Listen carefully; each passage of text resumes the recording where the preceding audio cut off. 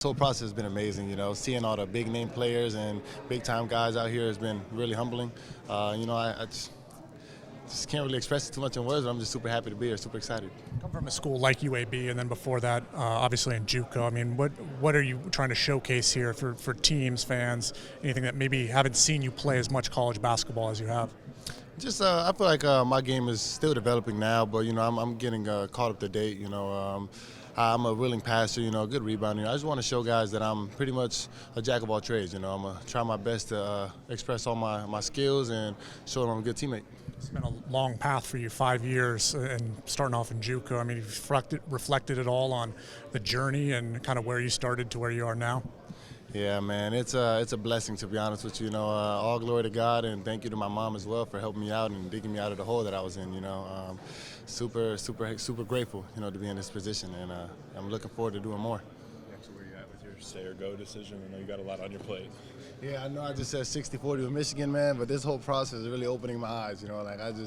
I feel like now I'm definitely equal. Like I'm super stuck, quick stand, whatever you want to call it. I'm stuck in between for sure. What do you need to hear to stay in the draft? I mean, I just want to be in a position where I'm like, I'm safe. I know that I can get the opportunity to play, opportunity to prove myself, and just hopefully a guaranteed contract would be cool.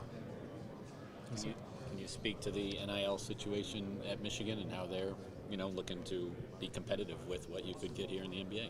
Yeah, they threw out their number, and it wasn't really much of a competition. The competition for them was more like just the trust in them. It wasn't about the money. We made it a point that the money wasn't going to move me anyway. So just the coaches, honesty and faith and belief in me was what was competing with the NBA.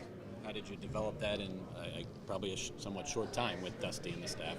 Yeah, well, I was a fan of Dusty's since he was at FAU. I've been a big fan, and from the jump, he was expressing to me that he's willing to wait while I go through this NBA combine process. Other teams weren't saying the same thing. They were willing to outbid the NBA, and I wasn't, messing with that. I wanted a school that was going to rock with me from the beginning to the end. And that was Dusty. What part of your game do you feel like is going to translate like this to the NBA? My rebounding and my passing, my decision making, that's something I'm really harping on, and leaning on to, help me be where I need to be when it comes to playing another level. What do you think it is about your rebounding, or what do you do to make yourself such a good rebounder? I just try to time it. I'm not the most athletic guy, so I try to beat guys to the spot and figure out where it's going to go before they do.